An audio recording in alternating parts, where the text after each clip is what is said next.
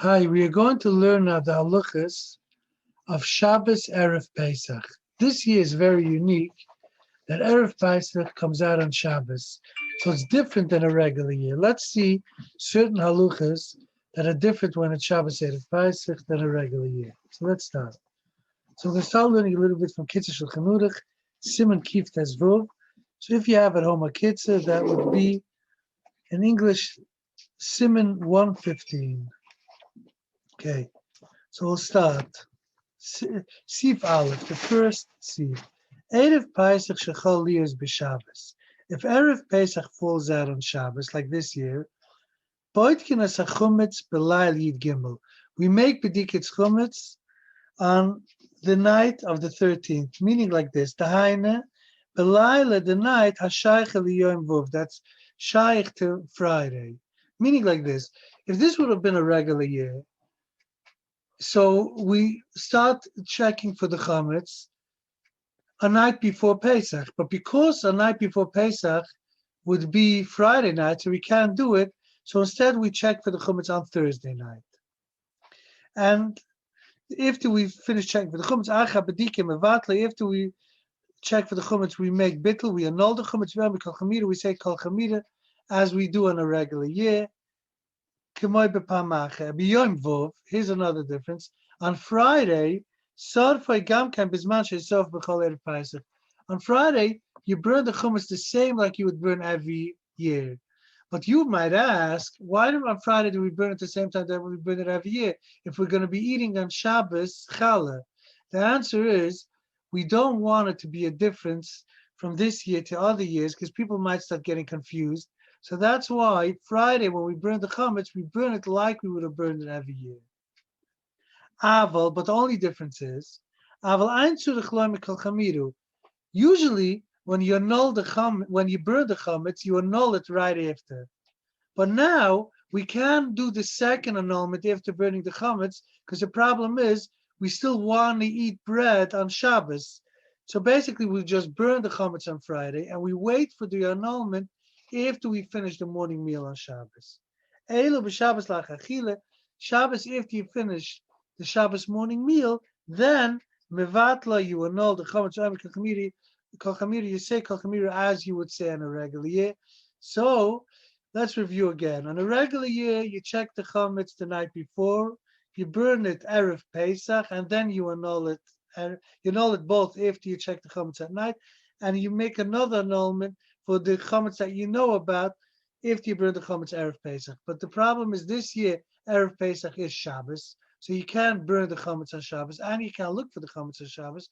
So we do it Thursday night. We look for the chametz, and we do the bittul, the annulment that you do on a regular year on the night when you buy the chametz. But the difference is when you burn it Friday morning, you do not make the annulment. You wait to make the annulment Shabbos morning after you finish the meal. Also, we know there's a custom that the eldest child, the Bechor, fasts on Erev Pesach. So this year we can't fast Erev Pesach because Erev Pesach is Shabbos. So we fast on Thursday. So the eldest child, eldest son, fasts on Thursday, but we do not fast. What do we do instead? We hear a siyum. So someone finishes a masechta and they make a siyum, and because of the siyum we can eat. Some are a little lenient. They say you're allowed to listen to a siyum on Zoom, even though we know other mitzvahs you can't fulfill on Zoom. But some want to say that if you can't make the shul, you can listen to a siyum on Zoom and eat. But let's say someone does fast. If you can't fast until after you finish being boidik the chumetz, then you can eat something before you boidik the chumetz, before you check for the chumetz. We should make a shliach to be boidik the chumetz. It's interesting to note because here's like this. So say someone doesn't hear a siyum Erev Pesach, or this year on Thursday, so he would have to fast. So usually a fast ends at night. But here, because the person has to be by the chumetz, check for the chumetz, and we know that you can eat a meal before you have to do a mitzvah. For instance, if you have to shake lulav, you can't eat before that. Well, I'll tell you another common thing where it comes out. When you fast on Tanis Esther, Erev Purim. So technically you could eat when it becomes night, but because when it becomes night you're required to read the Megillah, so you have to wait till after the Megillah is read. Besides, if someone is weak, they can eat before the Megillah is read.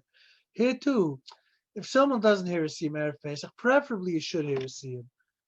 Or I saw on the site for Kafachayim, this will make it easier if you live in a place where it's hard for you to hear a siyum, you have to go to work, and there's no Zoom, you could give tzedakah, you give the money, what would it cost you for a meal, and you could give that for tzedakah. This is written in Kafachayim by Rabbi Yaakov Chaim Sofer, a famous Sephardic rabbi.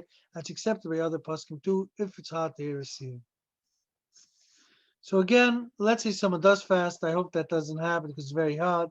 So you should try to eat, and you're very hungry before Badiki, you should eat before Badika's chametz, or you can make a shliach, a messenger to check chametz for you, and then you can eat. Another thing, this is very not common, but I'll just learn the halacha. As the Kitzur writes, that is what regular shechnuch too. I'm a vasher Shabbos tavshilai kmuchen. On this Shabbos, you shouldn't make dishes. You shouldn't cook dishes containing flour, grisen or grits. Sheichoim is dabik bekaris that could get stuck to the pots. Now I know today people are probably Erev Pesach when it comes out Shabbos. Usually, this is just a practical thing that preferably the meal that you eat on Pesach should be Pesach food. The only chametz you should have is maybe a roll, and eat the roll over a napkin. Then you can take the napkin, flush the napkin, get rid of it. Like this, you don't have chametz. But he's saying something else.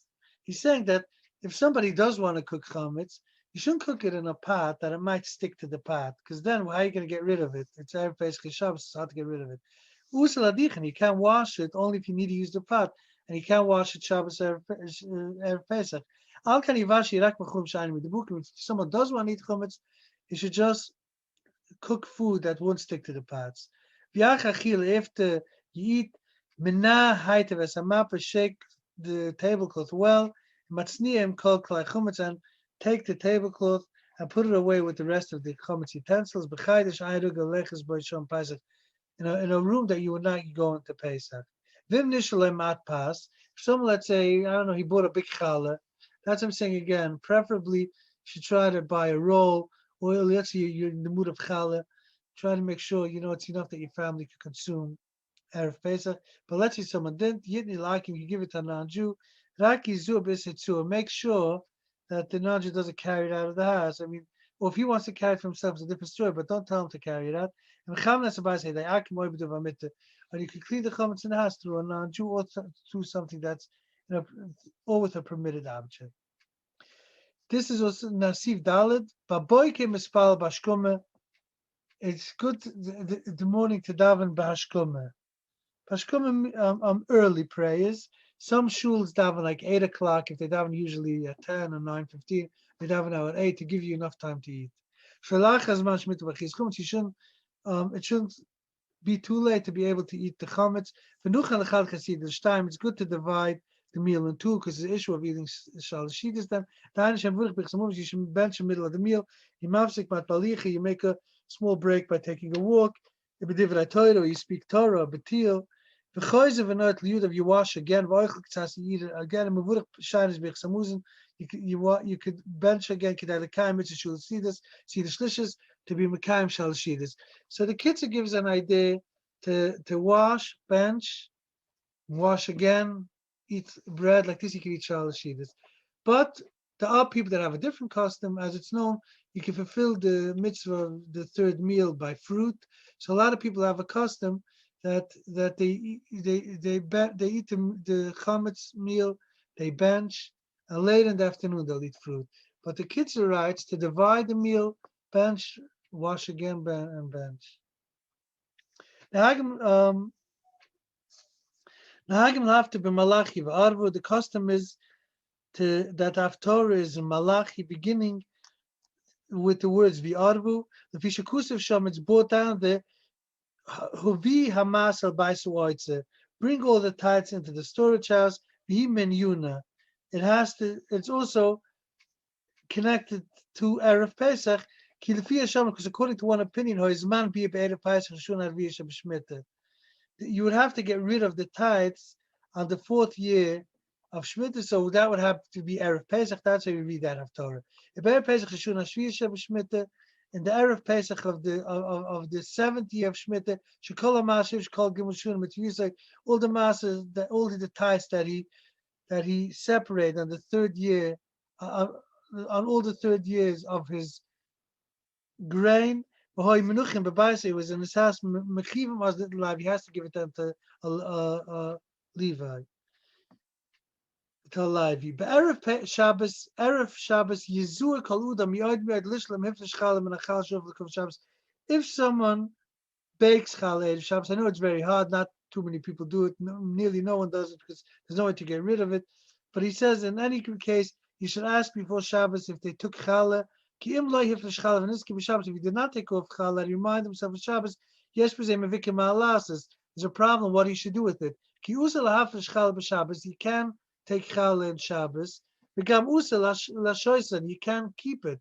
So basically, what do people do that bake Challah? They take off a piece of Challah. They take off a piece of dough. They put it in the oven, or they burn it, or they put it in the freezer, and they burn it Erev Pesach. But if the problem is, if you've got to take Challah that you're going to bake Shabbos Erev Pesach, I highly recommend not to do it because there's nothing to do with the challah. So what are you going to do with that piece of challah that you took off? So let's say the guy reminds his family they could burn it Erev Pesach, Erev Shabbos, Erev Pesach. But if he reminds himself in Shabbos that if he got to take challah and he leaves over a piece of the actual baked challah, what's he going to do with it? He can't burn it on Shabbos. So V'das Mugnav holds Shetzurich Lit and Kol HaChalas L'Akim B'Matuna Gemira Koidim Shu Shanesa Banua. The Mugnav has an easy way that you give it to a non-Jew as a gift, and we know that if a non-Jew has the chal, he's not obligated to give challah, so that could avoid one problem. Yesh cholkim, there are other people that disagree with the Magen Avram because the Gunschas, they have other options. We kill them, all of them are halachically difficult. But a person should try, if he does make challah Shabbos Erev Pesach, to try to tell his family to burn before Shabbos. So this is the halachas that revolve around Shabbos Erev Pesach. Thank you very much, and we should have a great Shabbos and a great Pesach. Chakusha v'samai, chakusha and Freilich and Pesach.